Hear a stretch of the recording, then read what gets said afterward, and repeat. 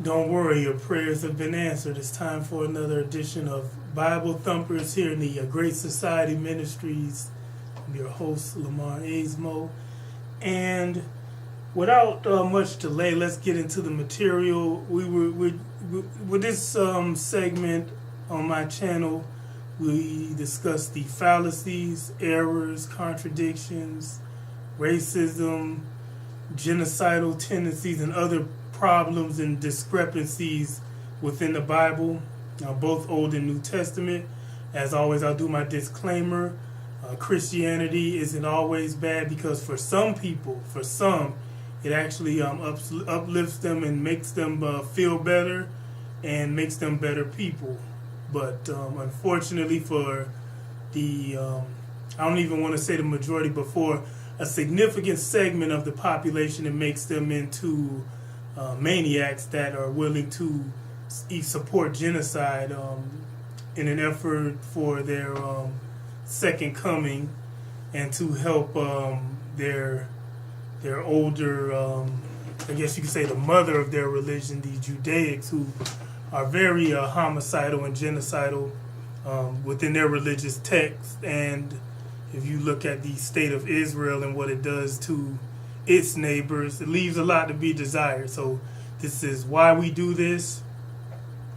And without any more delay, let's get into it. The topic this time is human sacrifice, and we'll probably revisit this. But a lot of people will say, well, it's human sacrifice. And then actually we'll probably go over some of Noah's Ark myth. So we'll be covering that as well. But let's start with human sacrifice. And so we have Exodus 22, verse 29 and 30. Thou shalt not delay to offer the firstborn of thy ripe fruits, and of thy liquors, and of thy the firstborn of thy son shalt thou give unto me. Likewise shalt thou do with thine oxen and with thine sheep. 7 days it shall be with his dam. On the 8th day thou shalt give it to me. So we know what happened with sheep and oxen when it comes to the ancient Israelites, or the ancient practitioners of Judaism. Those animals met bad fates, let's just put it mildly. And even to this day, some countries have actually banned kosher slaughter. And to be fair, I'll critique my own religion. Halal slaughter has also been banned, because with the current technologies we possess as human beings, those practices when sacrificing animals are cruel.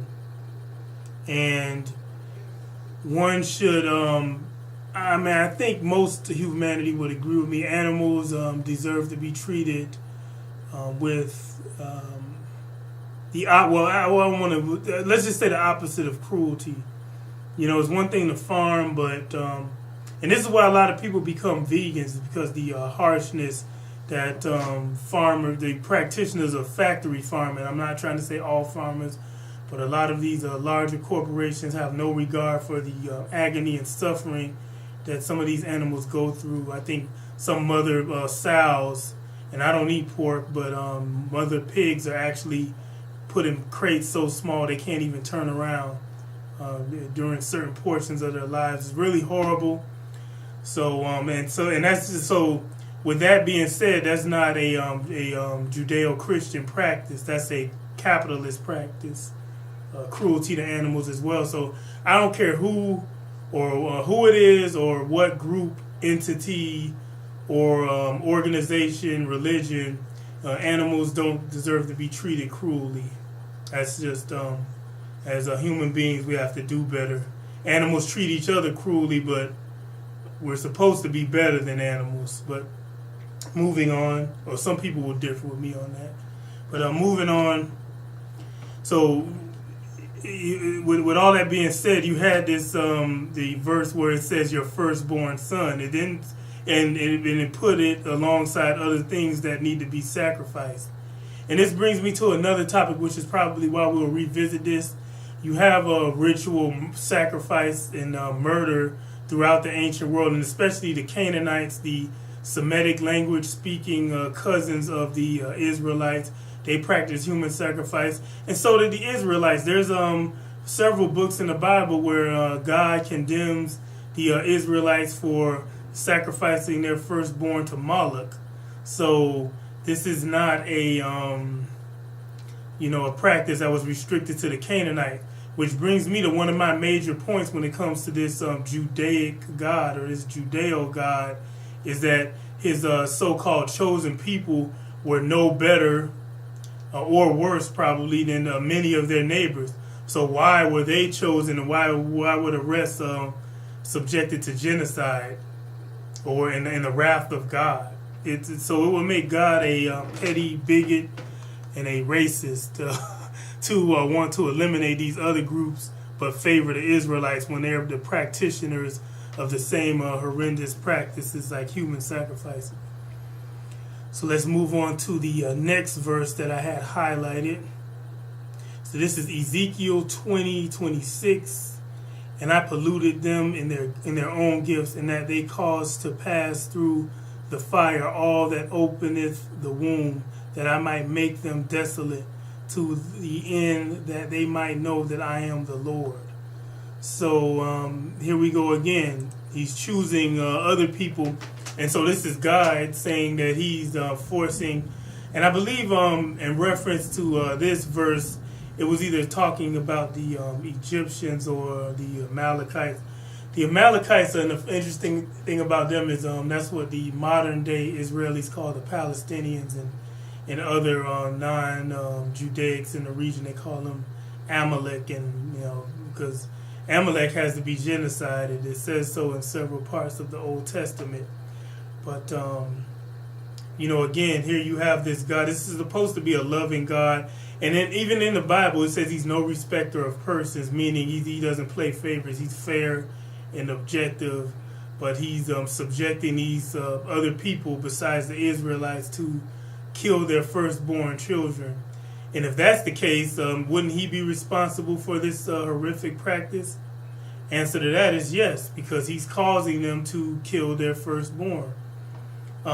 It's a shame, but before we move on to our introduction on the flood myth, the biggest human sacrifice of them all is in the New Testament is Jesus Christ. So this man or God-man or demigod has to be put to death in order for everyone's sins to be forgiven into perpetuity.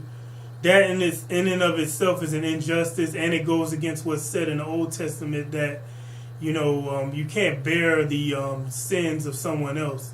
And it actually goes to great lengths to say that the father, the children, or the son shouldn't bear the sins of the father, and vice versa. But of course, it contradicts itself, which is why we do Bible thumpers, because the Bible undermines its own text several times. It contradicts itself. Now, moving on to Noah's Ark, this flood mythology. A lot of impossibilities and improbabilities. First of all, the ark is supposed to be is measured in cubits, and cubits are about 1.5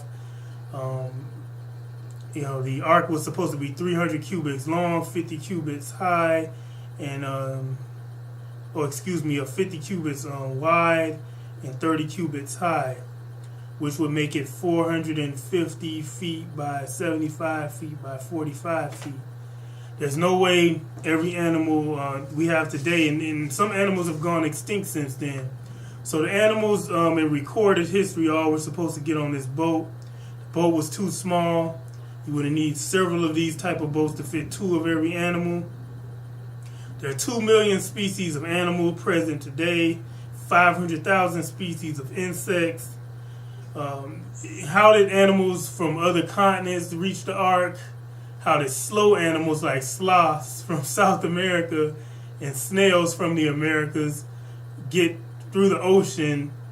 And, it's so. To anyone who, with any sort of reasoning capabilities, you'll realize that this story is a myth, that it's impossible. And if this is a myth, that the likelihood of the other stories within the Bible being mythological are very probable. But what else? The problems that I find in this. What stopped the predators on the ark from preying on the prey? And what did they eat while on there? There was no refrigeration, so if you're on that boat for nearly a year and you got lions to feed, what are they eating? It's that's another issue. And when the ship stopped, it said it rested on mountains. Like, how could one ship rest on multiple mountains? And also, Mount Ararat is 70. I want to say it's 17,000 feet. Last time I looked it up, someone could correct me if I'm wrong, but animals from the tropics would have frozen, and the trees would have been dead. And the other plant life, once the flood was over, there would have been no way a dove could have come back with a leaf in its mouth from an olive tree, especially in that short of a time span. Even if you want to believe that somehow the God miraculously regenerated the vegetation, it just, that's what you would have to believe. You have to suspend rationality, and you would have to read, and that would be reading something into the Bible, which is what a lot of apologists do. A lot of Judaics and Christians, they read in things when they run into difficulties. Where would all that water have drained? All of it couldn't have went back into the atmosphere. And the same thing with underwater aquifers. All of that water would not have been able, because you would have needed, and this is according to a researcher, I forget his name, in order to cover Mount Everest and the highest Himalayas, you would have, that's 29,000 feet high, Mount Everest. You would have needed 8 times the amount of water on Earth in order for this flood to actually have occurred. And again, there would have been nowhere for this water to go. Another problem is that Noah and his 3 sons and their wives are supposedly the fathers of humanity, and the multitudes of different phenotypes, the physical features and appearances. When science tells us that the humans, every human we see on Earth, is the result of multiple ancestors over over a million year, around about a million year period of development, which is how we got all these races that are present today. I don't think there's any way that these 3 guys could have produced the 10. The last time I checked, there are 10 geographical distinct races. You have the Europeans, also known as Caucasians. You have Africans, also known as Negroids, Asian. You have Mongoloids. You have the 2 races in India, the Dravidians and the Aryans. And you have the Semitic peoples of the Middle East. You have Austronesians, Native Australians, Melanesians, Micronesians, and Polynesians. And then you have the 2 races of the Americas, the North American natives, or the First Peoples, and the South American First People. So there's no way that humanity could have been produced in that sort of abundant multitude with just these 3 families. So I'm going to conclude it here, and we'll get into specific verses on Noah next time. Thanks for watching.